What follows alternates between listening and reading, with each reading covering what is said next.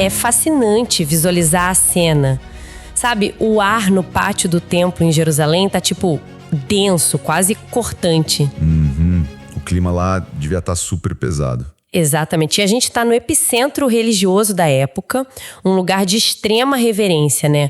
Mas que naquele momento específico abriga um jogo de poder letal. A narrativa de João ali no capítulo 7 joga a gente direto no meio de um barril de pólvora. Um barril prestes a explodir de verdade.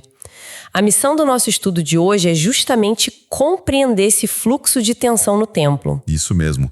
A gente vai observar aquele embate direto, né, entre a confusão do povo, a autoridade absurda do ensino de Jesus e, claro, a soberania de Deus sobre a vida dele. Com certeza. E o texto bíblico, focando aqui nos versículos 25 a 31, mostra um homem ensinando abertamente, à luz do dia.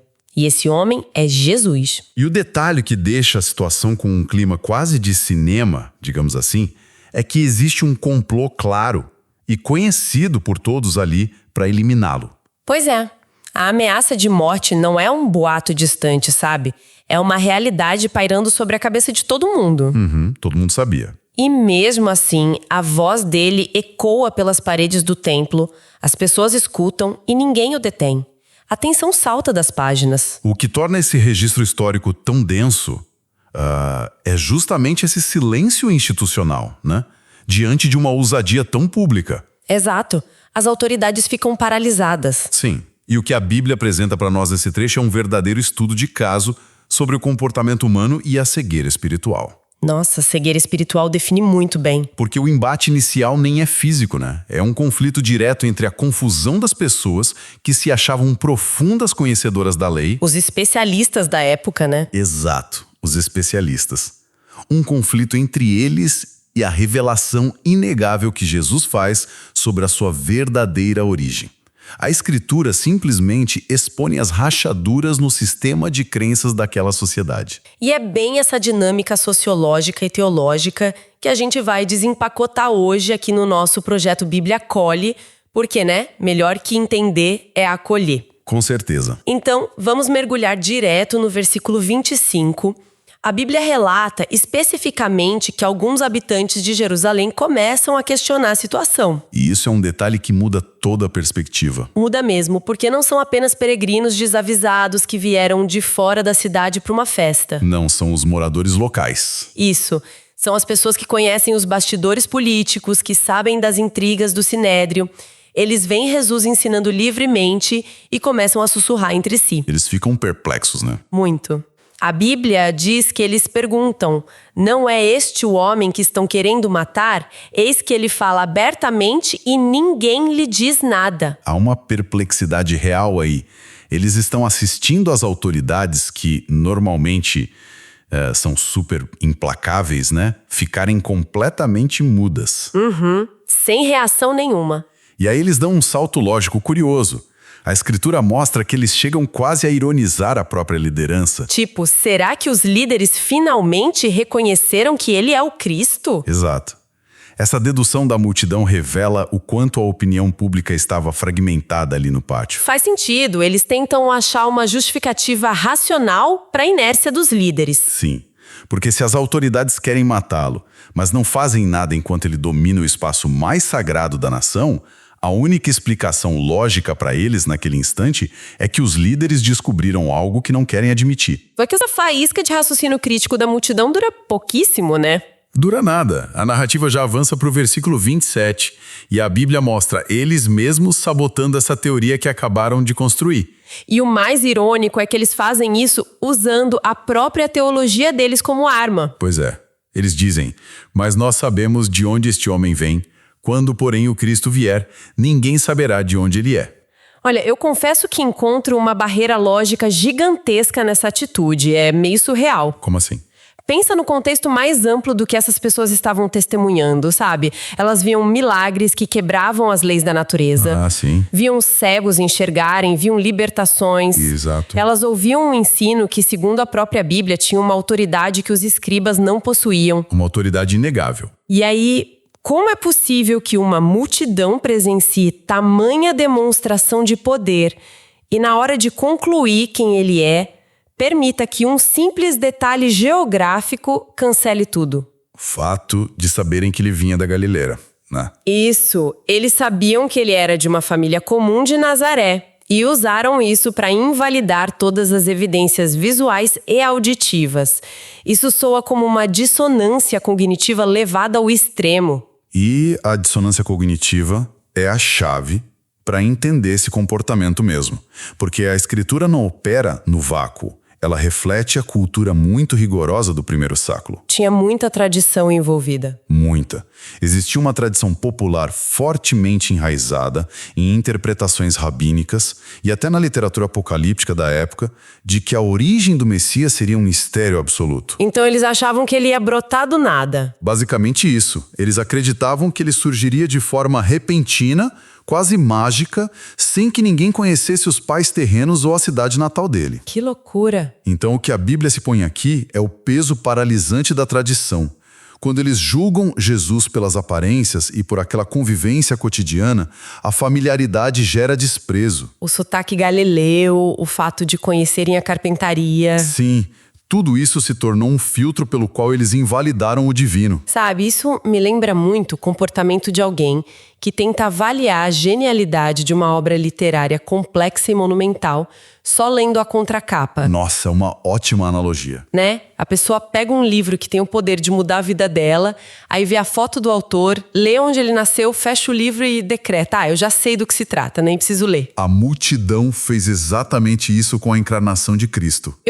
Transformaram um dado demográfico num muro intransponível.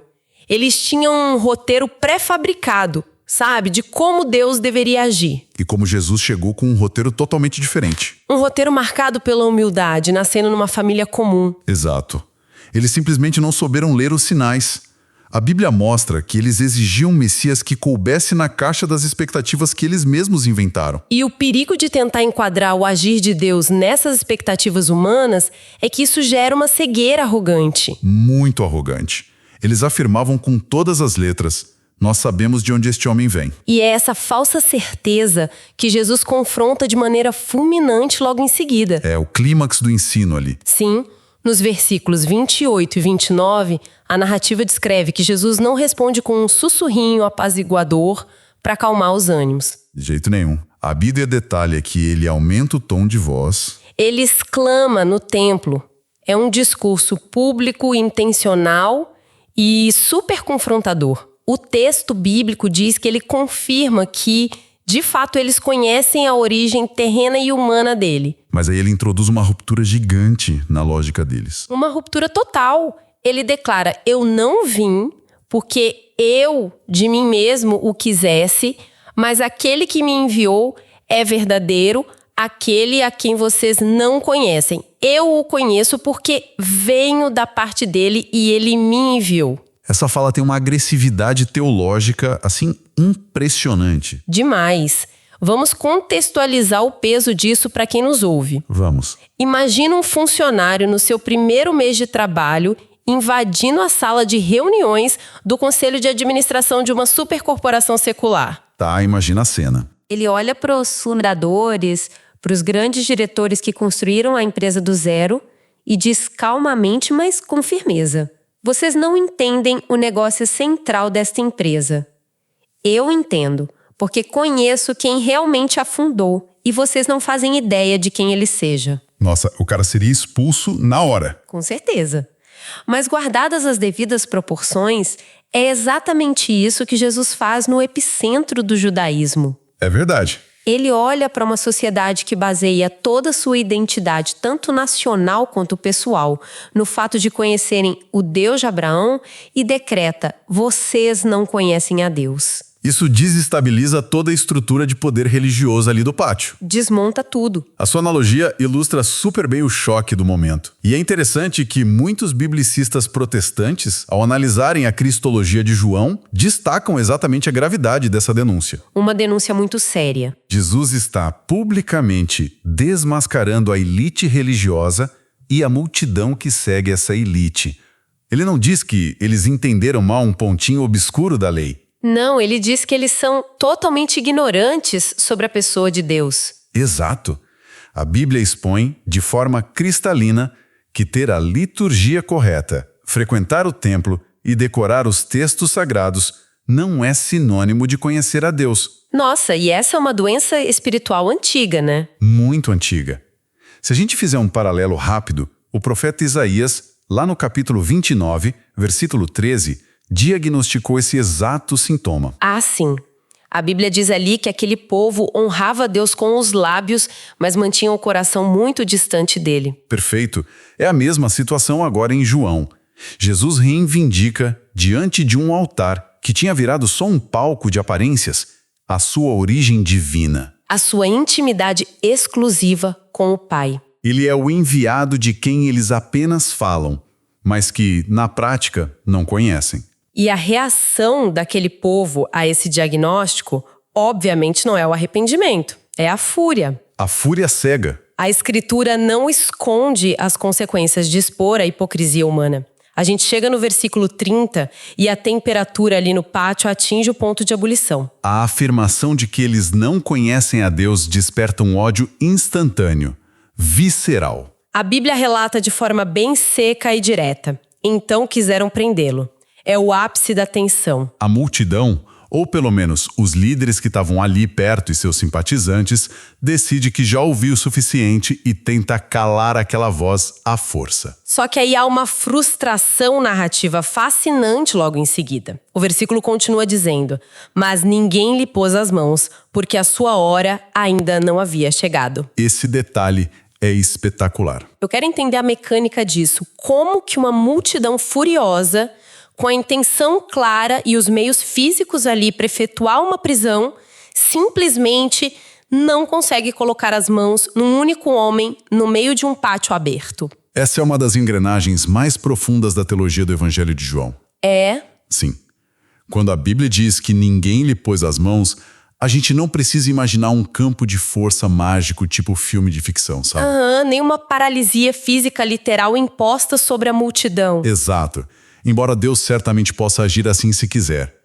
Mas o que o texto bíblico estabelece aqui de forma primordial é a doutrina da soberania divina sobre a agência humana. A soberania de Deus acima de tudo. A mecânica exata dessa contenção pode ter sido muito providencial, tipo uma hesitação psicológica coletiva, uma distração porque uns guardas romanos passaram, ou só o medo de causar um tumulto maior entre os peregrinos. Faz sentido.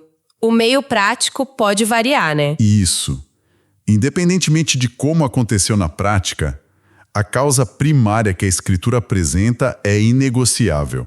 A hora ainda não havia chegado. E essa palavra, hora, não é só um marcador de tempo, é. Não mesmo. Na Bíblia, especialmente em João, é um conceito teológico fortíssimo que aponta inexoravelmente para a cruz. Do ponto de vista histórico e teológico, isso cria uma dinâmica muito fascinante sobre quem realmente detém o controle dos eventos. É o que a gente estava falando. O mal possui uma ilusão de controle. Total ilusão. Os líderes ali achavam que tinham a autoridade para decidir quando e onde Jesus seria preso e eliminado. Eles se achavam os donos da situação. Mas o texto bíblico esvazia completamente essa autoridade. A agenda não era ditada pelas conspirações do Sinédrio, nem por aquela fúria volátil da multidão. A agenda era ditada pelo relógio de Deus. O relógio de Deus. Isso significa que a cruz nunca foi um trágico acidente de percurso, né? Não foi um erro de cálculo de Jesus que acabou num linchamento institucional. De forma alguma. A morte de Cristo era um propósito absoluto, estabelecido na eternidade. Com data e hora exatas para acontecer, a fúria humana só avança até onde a soberania divina permite, e nem 1 milímetro a mais. Essa limitação da maldade humana é um dos pilares mais bonitos da fé descrita na Bíblia. Os antagonistas da história tentam antecipar o cronograma de Deus, mas esbarram num muro que é o decreto divino. Eles não têm poder nenhum no final das contas. Nenhum. A prisão de Jesus só ocorreria no momento em que ele mesmo, em submissão ao Pai, se entregasse.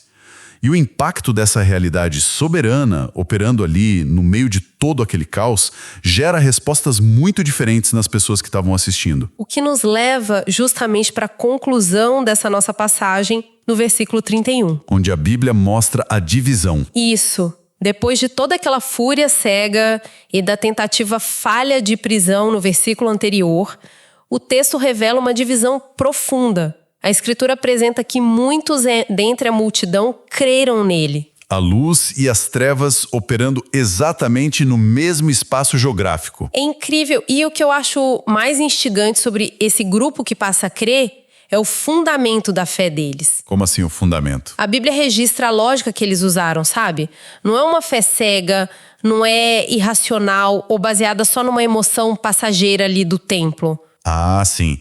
O texto bíblico diz que eles se perguntavam: quando Cristo vier, será que vai fazer maiores sinais do que este homem tem feito? Tem um processo dedutivo impressionante acontecendo nessa pergunta. Eles olham para o empirismo dos fatos. Eles são super racionais. O que nos leva justamente para a conclusão dessa nossa passagem no versículo 31. Onde a Bíblia mostra a divisão. Isso. Depois de toda aquela fúria cega e da tentativa falha de prisão no versículo anterior, o texto revela uma divisão profunda. A Escritura apresenta que muitos dentre a multidão creram nele. A luz e as trevas operando exatamente no mesmo espaço geográfico. É incrível. E o que eu acho mais instigante sobre esse grupo que passa a crer é o fundamento da fé deles. Como assim o fundamento? A Bíblia registra a lógica que eles usaram, sabe? Não é uma fé cega, não é irracional ou baseada só numa emoção passageira ali do templo. Ah, sim. O texto bíblico diz que eles se perguntavam: quando Cristo vier, será que vai fazer maiores sinais do que este homem tem feito? Tem um processo dedutivo impressionante acontecendo nessa pergunta. Eles olham para o empirismo dos fatos. Eles são super racionais. Sim. Eles comparam o que a Escritura prometia sobre a era messiânica com uma realidade palpável ali das curas, das multiplicações e daquela autoridade que eles estavam presenciando. É um contraste epistemológico muito evidente. Muito, porque enquanto a elite intelectual tentava invalidar os fatos com base em dogmas geográficos furados sobre a origem de Jesus, Essas pessoas simples da multidão usaram a razão. usaram a razão. O conhecimento daquela elite religiosa se tornou um obstáculo, porque era um conhecimento focado em defender o próprio poder institucional, né? Eles não queriam perder as rédeas. Eles recusaram as evidências porque aceitá-las significava perder o controle sobre o povo. Por outro lado, a multidão comum faz uma avaliação totalmente pragmática. Eles avaliam os sinais. Isso. Os milagres que a Bíblia descreve como sinais não eram só demonstrações aleatórias de poder para impressionar. Eram credenciais proféticas. Assinaturas divinas. Exatamente. Assinaturas de que as promessas de restauração dos profetas antigos estavam se cumprindo bem ali, na frente deles. A Escritura apresenta aqui uma fé que convida à racionalidade. Eles observaram os sinais, pesaram as evidências contra as promessas bíblicas e chegaram à conclusão lógica de que ele era o Cristo. É uma fé ancorada na obra redentora, visível, sabe? Em total oposição àquela especulação vazia dos fariseus. É uma constatação poderosa de como a revelação de Deus interage com a mente humana. Sem dúvida. Sabe, avaliando todo esse trajeto que a gente fez hoje pelos versículos 25 a 31 do capítulo 7 de João, os desdobramentos práticos e teológicos são vastos. Tem muita riqueza nesse trecho. Muita mesmo. A gente viu inicialmente o perigo sutil de criar amarras teológicas que tentam ditar como Deus deve agir. Pessoas que se consideravam super especialistas nas coisas de Deus, mas que tropeçaram feio porque o Messias real não se encaixou na contracapa teológica que eles tinham escrito. Bem isso.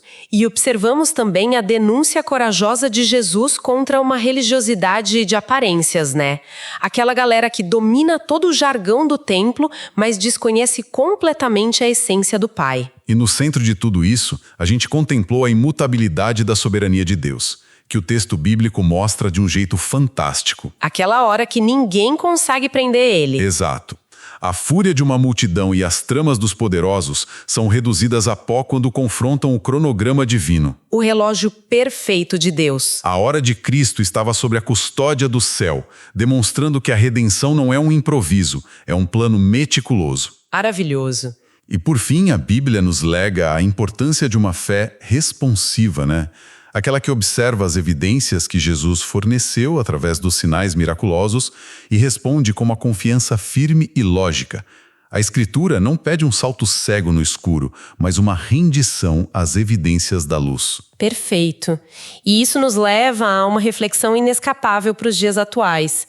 E aqui, mantendo o espírito do nosso projeto Bíblia Acolhe, eu quero deixar uma provocação para que essa passagem continue reverberando em quem nos acompanha, mesmo após o fim deste estudo. Acho fundamental a gente fazer essa ponte. É um paradoxo interessante quando a gente nota que as pessoas daquela época estavam fisicamente no mesmo pátio que Jesus, ouvindo o som da voz dele reverberar ali nas pedras do templo, e ainda assim muitas permaneceram em trevas absolutas, presas nas próprias ideias pré-concebidas e preconceitos geográficos. Perto fisicamente, mas tão distantes espiritualmente.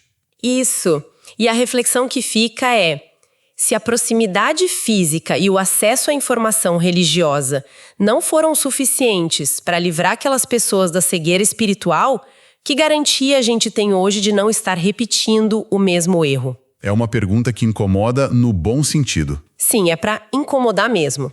É fundamental a gente investigar se não estamos sorrateiramente construindo nas nossas mentes um Jesus editado. O Messias feito sob medida. Exato, um Messias que se ajusta de forma bem confortável à nossa lógica e às nossas conveniências modernas.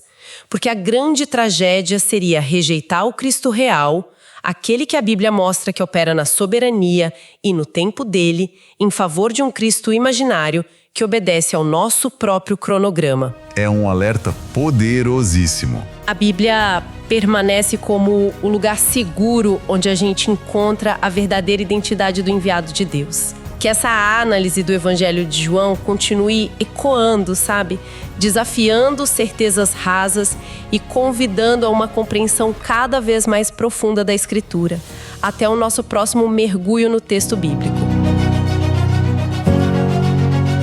Texto e produção Douglas Vieira. Música de Sergio Prosverini por Pixabay. Faixa Snowy Peaks. Bibliografia. Comentários expositivos Hernandes Dias Lopes, editora Agnos. Comentário bíblico Matthew Henry, editora CPAD. Antigo e Novo Testamento interpretado versículo por versículo Russell Norman Champlin, editora Agnos. Charles Spurgeon, Os Tesouros de Davi, editora CPAD.